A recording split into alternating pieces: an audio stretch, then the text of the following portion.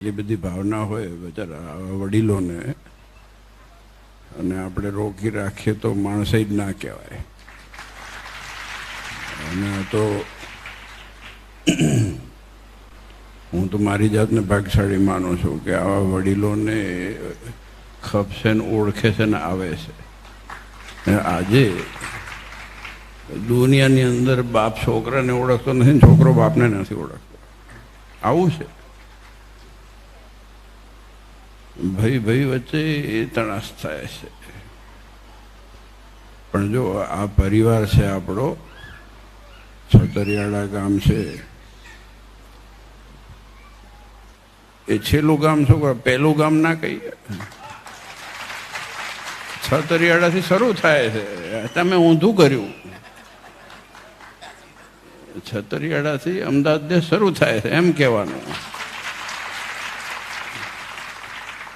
હા, પછી મને મૂકી આવવાનું. પેલા મને થોડાક તો છાતી કાઢીને હાલો ભગવાન જેવા ભગવાન મળ્યા છે. અમને ગર્વ છે. અને તમે ભગવાન સાચવી રાખ્યા છે. જો બહુ વર્ષો પહેલાં આવ્યો હતો હું અહીંયા, બહુ વર્ષો થઈ ગયા. વલ્લભ સ્વામી મેં કીધું હતું અમને આપણા અમને સ્વામીએ વાત કરી મને કે તમે નહીં આવ્યા હોય ને. મેં કહ્યું કે ગામ નથી, હું નથી ગયો એવું. વલ્લભ સ્વામી અમને ગાંઠિયાને મરચા ખવડાયા હતા એકવાર. સાચું, આપણે એ વખતે આવ્યા હતા, યાદ હોય તો. અને આનંદ થાય કે આવા ગામની અંદર સત્સંગ તમે જાળવી રાખ્યો છે, ભગવાન જાળવી રાખ્યા છે, મંદિર સરસ નિર્માણ થયું. અને મને તો એક વસ્તુ બહુ આમ હૃદય સ્પર્શી ગઈ કે જ્યારે વાત થઈ, જેના ઘરે ઉતારો હતો અમે, શું નામ છે એમનું? મનહરભાઈ બાપા શું ભીમાણી પરિવાર. એને રંગરોગાને કર્યું નથી કે મંદિર થઈ જાય, બધું થાય. આપણે કહેવતોમાં તો સાંભળ્યું છે કે પોતાના પરિવાર માટે કે દીકરા દીકરીઓ માટે પેટ કાપીને, પેટે પાટા બાંધીને મોટા કર્યા હોય, પણ ભગવાન માટે થઈને પોતાના ઘરને બાજુમાં મૂક્યું હોય એ આ ગામ છે તમારું. આ સંજયભાઈ બધા આખો પરિવાર અને આખું ગામ. પરિવારે શું કરે? ગામમાં સમજણ હશે, ગામનું પાણી મજબૂત હશે તારે થતું હશે ને. ગામનું પાણી તો મજબૂત હોય ને. ગામનું પાણી મજબૂત હોય, બીજબળ મજબૂત હોય, નહીં તો ન કરી શકાય. આવા નાનકડા ગામની અંદર આવો મોટો ઉત્સવ કરવો કે નાની વાત નથી, બહુ મોટી વસ્તુ છે. અને પૈસા તો ઠીક છે, પણ પૈસાની સાથે સાથે પૈસા ક્યારે અપાય કે પોતાનું જીવ અને મન પહેલાં અર્પણ કર્યું હોય ને તો પૈસા નીકળે. બાકી પૈસા કરતાં વધારે તમારી શ્રદ્ધા અને તમારો વિશ્વાસ, એની કિંમત છે. આજે તમે ભગવાન પ્રત્યેની શ્રદ્ધા રાખી છે, મમત્વ રાખ્યું છે સંપ્રદાય પ્રત્યે, એટલે આટલો ઘસારો ખવાય છે. એટલે આ જો આટલા બધા હરિભક્તો ભેગા થયા છે. અને આજે આનંદ થાય. જો આજુબાજુના ગામના ઓછા છે પાછા, એ મેં જોયું. અહીંયાના ઘણા વધારે પૂરતા છે. એટલે આનંદ થાય આપણા છતરિયાળા ગામની અંદર કે આવો સરસ ઉત્સવ થાય, આવું આયોજન થાય અને સત્સંગ જાળવીને રાખો. અને ખાસ તો ગાદીવાળાએ કેવડાવડાયું. અમને માનસ્વામી વાત કરી, એમને આંખમાં ઇન્ફેક્શન થયું ને એટલે આવી શક્યા નથી. અને અમે યજમાનને ત્યાં ગયા, તમે કીધું, મેં કીધું એમનો ફોન જ આવ્યો હતો મારા ઉપર કે એ સ્પેશિયલ અહીંયા છતરિયાળા માટે, બહેનો માટે સ્પેશિયલ આવશે. અને એ સારું કહેવાય. કેમ કે બધા આજે ધારો કે મને ને લાલજીમાને ને ગાદીવાળાને બધાને ભેગા બોલાવો, એને કરતાં 6-6 મહિનાના અંતરે બોલાવો તો જીવતું રહે ને જાગતું રહે ગામ. હવે આટલા બધા સંતો છે, જો ધારો કે આટલા સંતો છે આજે આયા, એની જગ્યાએ બધાએ 6-6 મહિને આવે તો કેવી મજા આવે? એક બે 6-6 મહિને આવે તો ના, સાચી વાત છે. એટલે મહારાજે શું કીધું છે કે આટલી આંગળી જેટલી પાણીની ધાર વહેતી હોય તો ભૂમિ ભીની થાય. થોડાક અંતરે ભગવાનને કર્યું. આમાં તો જો શરીર છે, મારું હાજુ માંદું થાય ને કોકનું થાય ને, પણ એ નિમિત્તે બહેનોને સ્પેશિયલ કાર્યક્રમ થશે, બહેનોનો સ્પેશિયલ સભા થશે. નહીં તો લગભગ ગામની અંદર, આવા રિમોટ ગામની અંદર મંદિર એ સરસ છે અને ત્યાં જ થાય, સરસ આયોજન થાય. અને પાછા 2 મંદિર છે. મેં કહ્યું 2 મંદિર શું કરશું? એક બહેનોને આપી દો તારે. હવે પણ આમાં એક વસ્તુ હું વિચાર કરતો હતો સ્વામી, મેં કીધું પહેલાં તપાસ કરો કે કયા મંદિરમાં બહેનો વધારે જાય છે, ભાઈઓ વધારે જાય. જો ભાઈઓ ઓછા જતા હોય તો હાટાપટા કરીને આ બહેનોને આપી દો, ઓલું ભાઈઓને આપી દો. હા, તો એવું કરવું પડે. કેમ કે ભીડ મને ખબર છે કે બહેનોની જ થવાની છે. આપણે બધા કામ ચર્ચામાં નીકળશું. તો પણ એ જે જો રામ મંદિર, કોઈ મંદિર ધૂળ ખાતા નથી. આપણા મગજ ધૂળ ખાય છે, હું તો માનું છું. આપણે ધૂળ ખાઈએ છીએ. બાકી ભગવાન જ્યાં પ્રત્યક્ષ છે મંદિરમાં, ભગવાનના લીધે થઈને આપણે છીએ. અને એટલા માટે ખાસ ભલામણ છે. એટલે પછી નક્કી કરશું જે કરવું હશે. પહેલાં 6 મહિના જોઈશું કે કોણ ક્યાં કેટલો ઘસારો છે ભાઈઓનો ને બહેનોનો. પછી હું આયોજન કરશું આપણે. પણ બીસો નહીં કે ઓછું કંઈ નહીં કર્યું, વધારશું. ઓછું કરવામાં નથી માનતો હું. ભગવાન જેવા ભગવાન મળ્યા છે. આજે રામ મંદિરે બાજુમાં છે ને, અહીંયા રામ મંદિર છે, સરસ છે. અને જો આજે આ બધું છે ને તો આપણા સંસ્કાર જળવાઈને રહેશે. ભગવાન છે, શાસ્ત્ર છે, સંતો છે, તમે બધા હરિભક્તો છો, એટલે આ બધું જળવાઈને રહેશે. અને સંસ્કાર જાળવવાની એ આજના સમયમાં વધારેમાં વધારે જરૂર છે ને. બધું મળે છે, સંસ્કાર મળે છે કે હમણાં કોઈક વાત કરતા હતા કે ફલાણા ગુરુકુળ ને ફલાણા ગુરુકુળ. ભણવાનું કદાચ મળે એ સાચું ખોટું ભણવાનું હોય છે. જૂના જમાનાના ઇતિહાસો હોય જે આપણને આજે કોઈ હાથોય ના જડતો હોય એવા મળે. પણ સંસ્કારની કોઈ દુકાન જ નથી, દુકાનમાં મળતા નથી. એ વાતાવરણમાં મળે છે. અને વાતાવરણ મંદિર સિવાય મળે એવું નથી. સંસ્કાર આપણા 2 જગ્યાએ, એક માતાના ખોળામાં અને એક મંદિરના ભગવાનના સાનિધ્યમાં. આ 2 જગ્યા સિવાય ત્રીજી જગ્યાએ સંસ્કાર મળે તો વાત ખોટી છે, એ જૂઠી વાત છે. આ વાસ્તવિકતા છે. મંદિરમાં ગમે તે જોગે કરીને, અને આ તો મહારાજે કીધું છે કે આપણા સંપ્રદાયમાં સત્સંગમાં શાસ્ત્રો કરીને આપણા સત્સંગની પુષ્ટિ થાય છે. એટલે આપણે ખૂબ ખટકો રાખીને જો આવું આયોજન કર્યું છે. પણ વલ્લભ સ્વામી હવે યાદ કરીને આવજો. વર્ષે 1.5 વર્ષે આવવાનું થાય એવું ગોઠવો. આ કેટલા વર્ષ થયા? 22-23 વર્ષ થયા. બોલો, 22-23 વર્ષ નહીં, વધારે થયા. 27-28 વર્ષ થયા. તારે ખભો ઉછાળવા ભલામણ. વલ્લભ સ્વામી આમાં જે હોય વલ્લભ સ્વામીને તાકવાના બસ.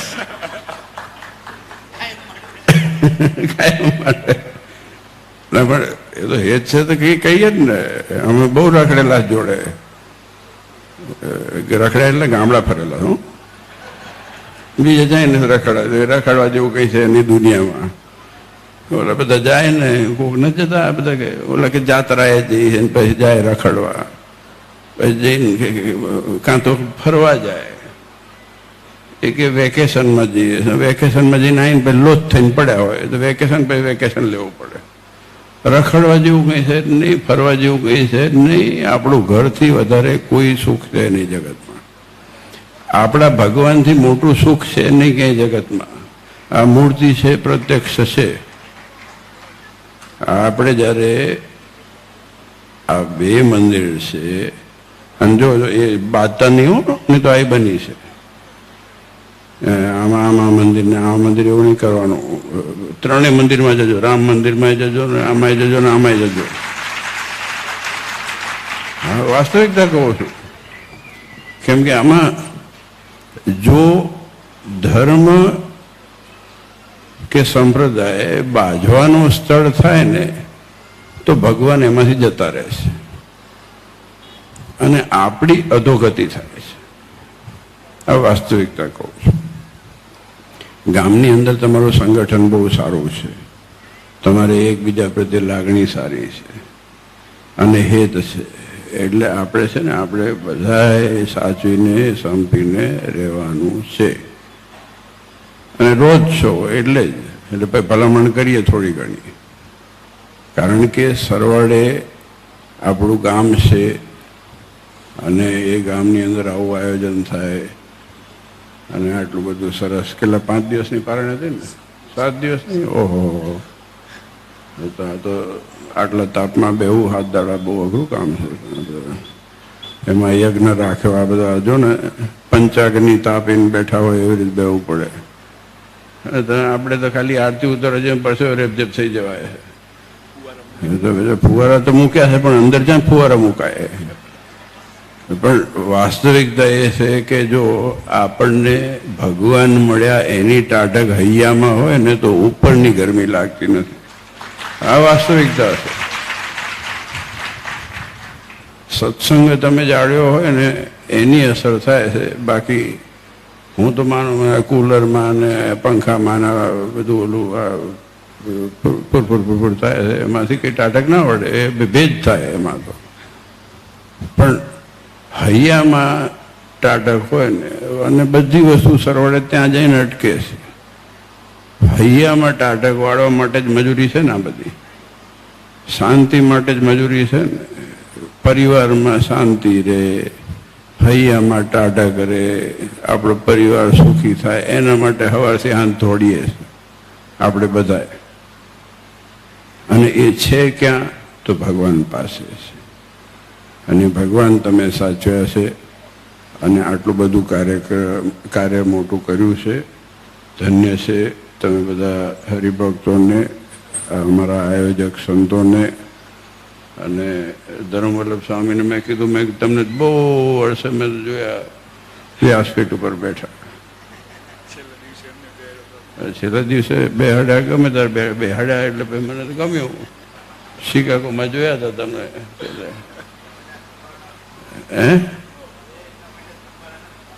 સાંભળવાનું કામ છે સારું. એનો ઇતિહાસ પછી પૂછું ધર્મવલ્લભ સ્વામીને. બધું નહીં પાથરું કરી નાખવાનું. એ આપણી લોકલ વાત હોય. પણ જો બધા ગામ પાછળ ઇતિહાસ જોડાયેલા છે. આપણે છે ને, આપણે દંતકથાઓ નથી. તમે વિચાર કરો કે ઓલા આમ કર્યું આમ કર્યું આમ કર્યું વાતો કરી એવું નથી. આપણે ભાગ્યશાળી એટલે છે કે આજે આપણા પાસે ઇતિહાસ છે. દંતકથા નથી. એક જમાનામાં એક ગામમાં એક બ્રાહ્મણ રહેતો હતો અને પછી એને રાજા મળ્યા, એવી વાતો નથી. એ બધું સત્સંગી ભૂષણ તમે જુઓ ને તો આખો ગ્રંથ ઇતિહાસથી ભરેલો છે. અને એ ઇતિહાસના ભાગરૂપ આપણે છીએ, એ ભગવાનના ભાગરૂપ આપણે છીએ. તો આપણને તો ગર્વ થવું જોઈએ જ.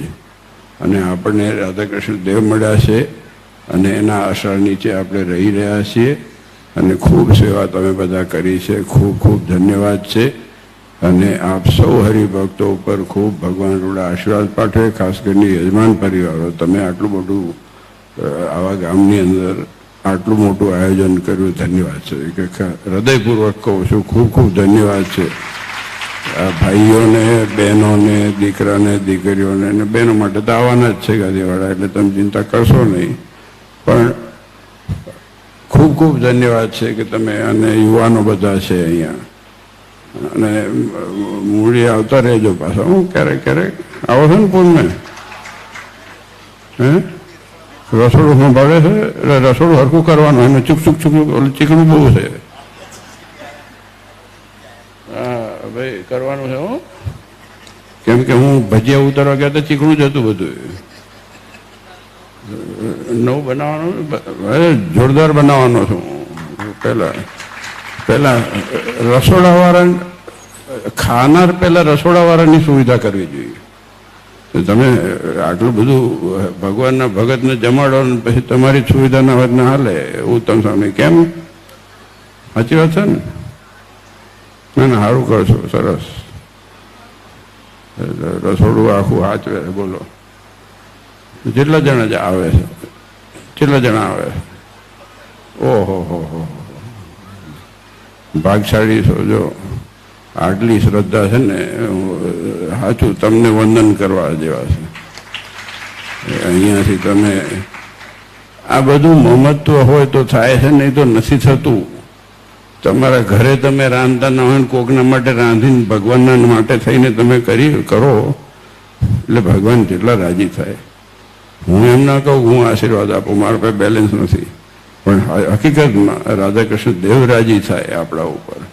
એટલે આ તો આનંદ થયો જોયો ને તમને બધાને. એ તમે ઓલું શું કહે, સુવર્ણ ઓલું જે થઈ ગયું એ બધા ઉપર વધારે પાછું મને માન થઈ ગયું તમારા ઉપર, કે આજે આટલું કર્યું ને આટલી બધી સેવા કરો છો, અને પાછા પોતાના ગામમાં આટલી બધી મહેનત કરી અને પોતાનું બાજુમાં મૂકીને કરો છો. હવે આ તો સત્યુગ હોધવા ક્યાં જવો છે? બોલો, છતરિયાળામાં આવો, છતરિયાળામાં આવો, સત્યુગ છે. એ સત્યુગ બીજે પહેલે હતું એવું તો હતું નહીં, કેમ પહેલાં તો રાક્ષસો હતા. આ તો જો ભગવાનના ભક્તો છે. એ ખૂબ આનંદ થયો. ભગવાન તમારું રૂડું કરે બધાનું, તમારા પરિવારોનું બધાનું, દીકરા દીકરીઓનું સર્વેનું. અને આમને આમ સત્સંગમાં રહી ભગવાન રાજી કરી શકીએ એવા પ્રયત્ન કરીએ. એવું જ ભગવાન આપણને શક્તિને બળ આપે, એ જ્ઞાનાનંદના ચરણોમાં પ્રાર્થના.